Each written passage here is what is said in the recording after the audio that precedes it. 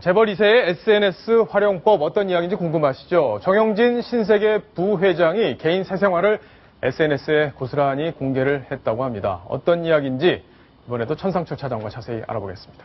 천 차장. 네. 자, 어디 해외를 다녀온 모양인데 부인과 다녀온 모양이죠? 네. 자랑하는 것도 참 다양합니다. 네. 이탈리아를 갔나 봅니다. 이탈리아. 네. 마트도 저렇게 가고요. 뒷모습만 나왔네요. 네, 뒷모습만. 예. 저건 도대체 누가 찍어줬을까요? 사진사가 따라갔을까요?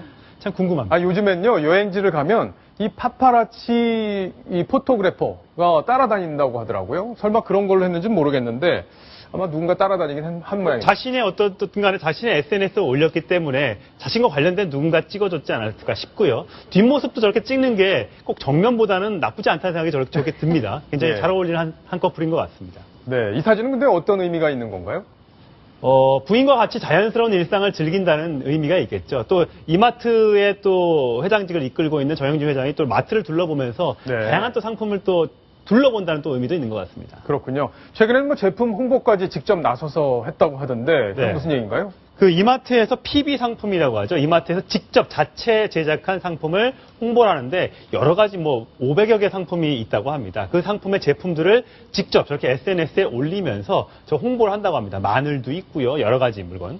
뭐 저기 보면 피 무슨 제품인데 예. 뭐 알탕도 있고 쌈장도 있고 여러 가지 제품들 이렇게 만들어져서 딱 즉석으로 먹을 수 있는 그런 제품들을 홍보를 하고 있다고 합니다. 예. 자, 여기 보니까 본인 기사를 본인이 또 이렇게 SNS에 올리기도 하는데 로맨틱가이 정영진 부회장 SNS에 부인과 여가 여행 활동 소개 이렇게 해서 본인이 직접 글도 올려놨는데 뭐 댓글들도 뭐 엄청나게 많이 붙었네요. 사실 재벌 회장이 저렇게 소통한다는 거 쉬운 일이 아닙니다. 대부분 몰래 하잖아요. 기사가 올려 나오면 감추려고 하는 게 보통 재벌들의 속성인데 정영진 회장은 옛날부터 저렇게 SNS를 통해서 대중과 호흡하고 오죽했으면 옛날에 그 많은 신세계나 이마트에 대한 민원을 일일이 전부 답변을 달아줘가지고 굉장히 화제를 하기도 했다고 합니다. 직접 다 달아줬어요? 네, 과거 예. 민원실이 된 정영진 SNS인데요. 뭐 직원이 불친절하다. 제품을 고르는 재미가 있었는데 요즘엔 싼 물품 위주로 파는 것 같다. 수박 맛이 없다. 자동차 모양생 카트를 늘렸습니다. 아니 그냥 직원한테 전화 걸어서 말씀하시지 왜 이런 걸 여기다 회장한테 올리시고. 한마디 하면 바로 즉시 시정이 되잖아요. 예. 잘 알고 있는 것 같습니다. 그러게요. 뭐 이렇게 열심히 경영을 하니까 뭐 회사가 더 좋아지는 건 아닌가 싶은 생각도 들던데 네. 그러니까 부인과 이 여행했던 이 사진들 한 50여 장 된 걸 다 공개를 했나요? 네, 많이들 공개를 했다고 합니다. 뭐 네. 아까 뒷모습도 있고 아내의 얼굴은 또 교묘하게 이렇게 턱만 나와서 저렇게 컷만 나오고 뒷모습만 나오고 이렇게 상반신만 나오고 얼굴은 잘 안 내보내서 또 프라이버시도 또 보호를 하고 이렇게 뒷모습 보이고요.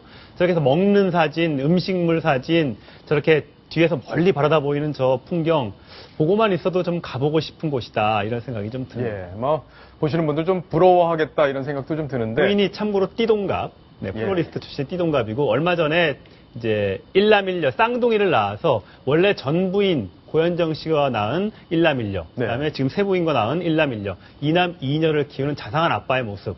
나가서 또 애기 옷도 저렇게 사고요, 음식물도 저렇게 찍고 해서 자상한 재벌이지만 아빠의 모습, 남편의 모습을 보여줬습니다. 예, 천상철 차장은 언제 저런 모습을 보여줄 수 있을지 모르겠습니다.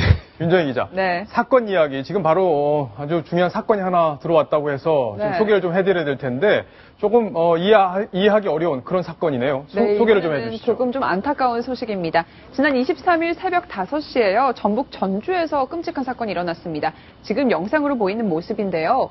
19살 남성이 지금 67살 노인을 무차별적으로 폭행하는 모습이 지금 보시는 CCTV에 그대로 담겨 있습니다. 지금 보시면 밀치고 복부를 주먹으로 가격을 하고 뺨을 때리기까지 하죠. 지금 정말 뭐 끔찍하게 폭행을 하는 모습이 계속 나오고 있는데요. 예. 무릎으로 지금 또 안면부를 가격을 하고. 아이고, 저 할아버지는 그냥 차라리 좀 앉아 계시지 자꾸 이렇게.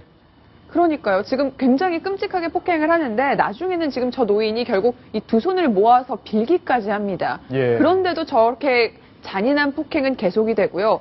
주변에 지금 보시면 차가 또 지나가고 있어요. 이 차가 지나가면 마치 때리지 않았다는 것처럼 약간 거리를 두는 이런 모습까지 보이고 있습니다. 예. 굉장히 폭행 모습이 아주 잘 담겨 있는데요. 이 경찰이 도착을 하니까 신고를 받고 도착하니까요. 한 150m 정도를 달아나다가 붙잡혔다고 합니다. 저렇게 지금 폭행을 당한 저 노인은 지금 병원에 입원해 계세요. 병원에 입원하셨어요? 네. 예. 이가 부러지고 전치 4주에 지금 부상을 입고 입원해 계신데요. 일단 저 10대는요, 경찰 조사에서 술에 취해서 기억이 안 난다라고 술에 얘기를 취해서요? 네. 멀쩡해 지금- 보이는데요? 네, 지금 뛰어가는 모습 보이셨죠? 지금 예. 그리고 경찰들이 뒤따라가는 모습인데요. 경찰 도착하자마자 언제 그랬냐는 듯이 아주 줄행랑을 치는 모습입니다. 예. 김태현 변호사, 요즘에는 술에 취해서 기억이 안 난다고 해도 처벌 뭐 받는데 감경이 된다든지 그런 건 없잖아요. 더 엄하게 처벌하지 않습니까? 절대 안 봐줍니다. 네. 그러니까 모두 심신미약이라고 그래가지고 이제 술 취한 사람들이 아마 다 기억이 안 납니다. 형 좀 깎아주세요 이렇게 얘기를 합니다. 예전에는 간혹 그런 적이 있었습니다. 하지만 요새 주폭이라는 단어 들어보셨죠? 예. 오히려 술 취해서 행패 부리거나 주변에 피해주는 술 취한 폭행범 같은 경우에는 경찰과 검찰도 범을 해서 더 중하게 처벌합니다. 그러니까 저 10대 저 소녀는 술이 취했다고 얘기를 해도 형이 감경되기는커녕 더 가중될 겁니다. 예. 엄하게 처벌이 돼야 될 것 같습니다. 어른을 제대로 모시지 않는 사회, 우리가 바라는 사회는 아닐 겁니다.